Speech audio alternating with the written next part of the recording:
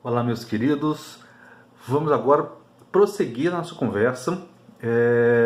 Lembrando que nos últimos vídeos a gente falava sobre um momento da história da colônia brasileira em que aquilo que a gente vai chamar de crise do sistema colonial começa a aparecer.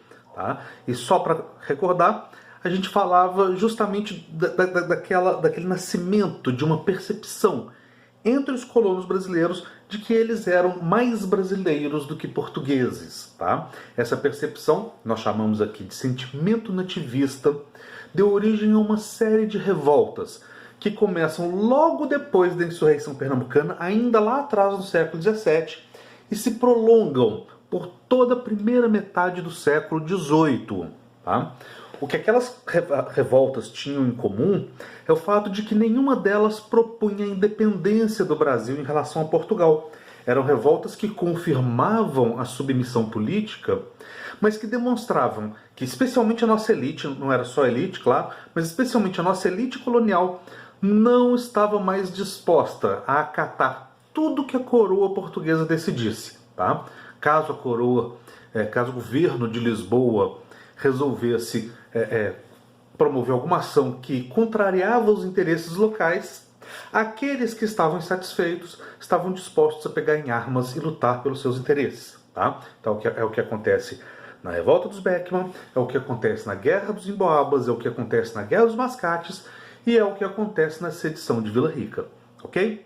Bom, essas revoltas, que a gente chama de nativistas, elas vão se prolongar ao longo de quase todo o século XVIII. Tá?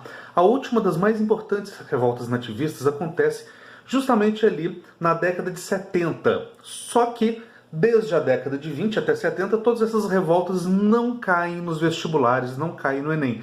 Nós vamos falar de algumas delas só por causa do contexto daqui a pouquinho. Tá? Bom, em 1750 acontece uma mudança lá no governo português. Que mudança é essa? Sobe ao trono Dom José I. Tá?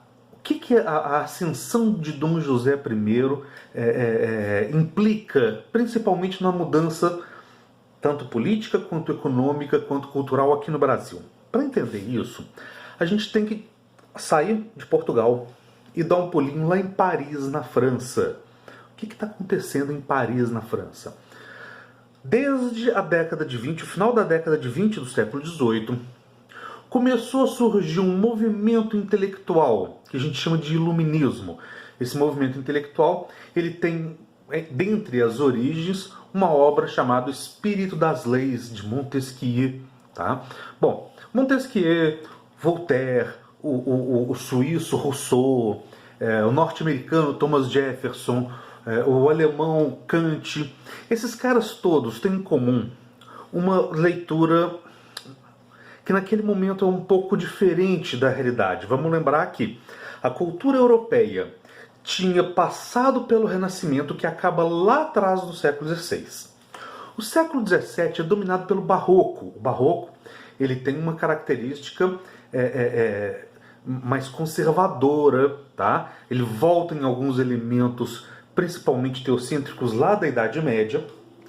E aí no século XVIII vem uma reação ao Barroco. Nas artes a gente chama essa reação de neoclassicismo, ou seja, um retorno dos princípios recuperados pelo Renascimento, que era o classicismo. Tá?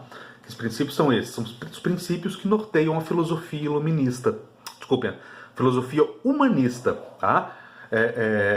A ideia do antropocentrismo, a ideia da valorização do uso da razão, o hedonismo.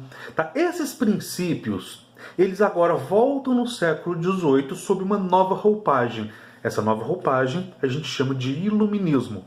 Então o que é o iluminismo? O iluminismo ele é a versão filosófica do neoclassicismo. Okay? Que aqui no Brasil a gente vai chamar de arcadismo. Lá em Portugal também chamava-se arcadismo. Bem, acontece que esses princípios iluministas eles vão exercer uma influência muito grande sobre alguns governos. A Europa, ela tinha aquilo que vai ser chamado agora de antigo regime, né? Uma política muito marcada pela forte centralização do poder nas mãos dos monarcas. tá? E por um controle muito rígido do Estado sobre a economia. Esse binômio absolutismo e mercantilismo vai passar a ser chamado por esses pensadores iluministas de l'Ancien Régime, ou seja, o antigo regime. Acontece que alguns governantes dessa fase final do antigo regime veem o iluminismo com bons olhos. Eles adotam princípios iluministas, tá? E promovem reformas dentro de seus próprios governos. Com que objetivo? Com o objetivo de conduzir os seus respectivos reinos para o que se entendia de uma forma um pouco difusa na época como progresso. Então essa ideia de progresso, essa ideia de modernidade que os iluministas passam a defender tanto, começam a nortear políticas de alguns governos, como por exemplo o Gustavo III da Suécia, como por exemplo da Catarina II da Rússia, como por exemplo da Ana Cristina, da Maria Cristina lá da Áustria, do Frederico II da Prússia, e claro, o governo de José I de Portugal. Dom José I, no entanto, ele dá uma liberdade política muito grande para o seu ministro, um sujeito chamado José Sebastião de Carvalho e Melo, mais conhecido como Marquês de Pombal. O Marquês de Pombal. Tá? Então, a figura do Marquês de Pombal exerce uma influência enorme em todo o Império Português durante 27 anos, de 1750, quando ele assume o cargo de Ministro das Relações Exteriores, lá em Lisboa, até 1777. De 56 a 77, ou seja, durante a maior parte do tempo, o Marquês de Pombal ele era o primeiro-ministro do Dom José I, ou seja, ele tinha o poder político mais intenso que se pode ter depois, obviamente, do próprio rei. Tá? E o Marquês de Pombal faz uma série de reformas de cunho modernizante, buscando esse diálogo com o iluminismo, e essas reformas, não todas, mas parte dessas reformas, atingem diretamente o Brasil. Tá? Em seguida, então agora eu vou elencar quais são as políticas do Marquês de Pombal, o que tem na reforma pombalina, que é importante para a gente entender as mudanças que acontecem no Brasil. Tá? Então, em primeiro lugar, o Marquês de Pombal ele faz uma reforma econômica que atinge o Brasil como, principalmente, modernizando a agricultura do Nordeste e do Norte. Então é nesse período que o Maranhão começa a produzir algodão, graças a uma decisão do Marquês de Pombal. São criadas companhias de comércio, como a Companhia de Comércio do Grão-Pará e do Maranhão e a Companhia de Comércio de Pernambuco e Paraíba. Essas companhias de comércio eram inspiradas no modelo inglês. Marquês de Pombal tinha sido embaixador na Inglaterra no reinado anterior ao Dom José I. Então ele é muito influenciado por essa visão britânica de economia. Em terceiro lugar, ainda na economia, o Marquês de Pombal ele estimula o desenvolvimento de manufaturas na colônia. Tá?